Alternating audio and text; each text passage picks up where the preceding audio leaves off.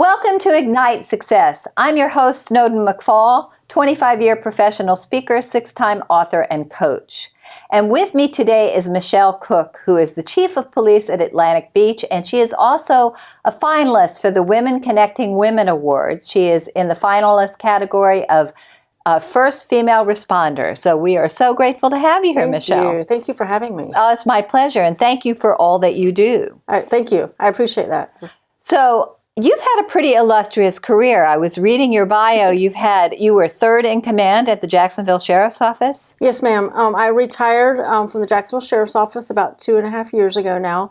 And when I retired, I was the number 3 in the agency. I was the Director of Operations, Patrol, Community Affairs. Had about 1,000 to 1,200 sworn officers that worked for me and a couple hundred civilian personnel that worked for me, and also I oversaw all of the special events that occurred in the city. When there's over 1,000 a year. Michelle, I know you're involved with many interesting activities, and you're a specialist in both hazard control and active shooters. Is that right? Yes, ma'am. So I do 2 things in addition to my current job as Chief of Police for the City of Atlantic Beach.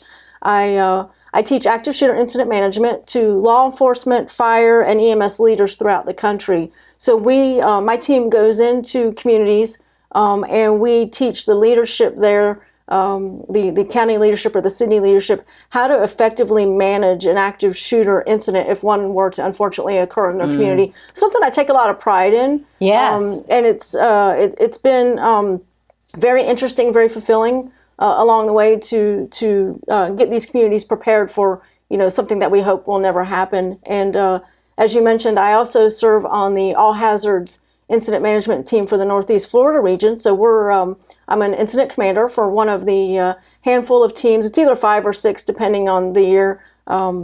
Teams that we are a state team. And so any county or community within the state can call us. We've actually traveled outside the state as well to assist in things such as floods, fires, hurricanes, which are kind of timely right now, missing persons. So any incident like that where a community law enforcement, fire, or even the county government or the city government need assistance in managing the event, my team can be called in to help them out. Which is wonderful. You must be very proud of that. That's awesome. I am. I've been doing that for better than a decade now. And again, it's very fulfilling. I operate, I do really well in crisis. And that's sort of my niche, is being able to come into a crisis and bring the crisis under control and to, get things moving forward. So something I really enjoy doing both of those. Which is wonderful, which makes you such a great role model for women. And you're also a mother, that's right? Yes. I adopted 4 kids out of foster care. Oh, wow. Almost a decade ago. And they are happy, healthy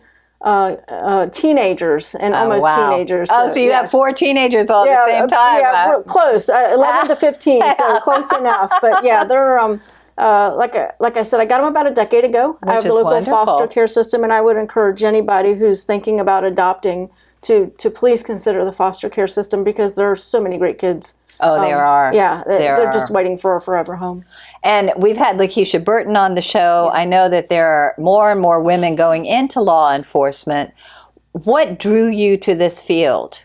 That's a really good question, and I wish the numbers of women in law enforcement were higher. So women in law enforcement make up about 14%. It's not enough. It's not enough, and you think about where service meets the road, where public service rubber meets the road. It's being a police officer. So I'm constantly trying to recruit young women who want to go into some sort of social service job into law enforcement. What drew me in was just the opportunity to serve.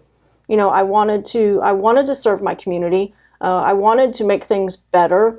I love the idea of being out in the community every day, talking to people and working with people. And really, that's what drew me into law enforcement. Interestingly enough, I went into police work 28, 29 years ago now. Wow. And they almost didn't hire me because they said I was too little. Oh my goodness. We've come a long way. Yes, we have. Thank goodness. Yes, we have. Well, I know that we are excited to have you be one of the finalists for the Female First Responder Award. Women Connecting Women is October 24th from 5:30 to 8. Yes. And you can still buy your tickets at pwcjax.org. We want to encourage you to come out and support Michelle. And we are so thrilled that you're doing such a great job in the city of Atlantic Beach. I know that's an amazing city with all the female leadership that you have in so many different roles. We've had Ellen Glasser on, Mayor Ellen Glasser, and we congratulate you and thank you so much for all the great work you do. I appreciate it. Thank you. Thank you.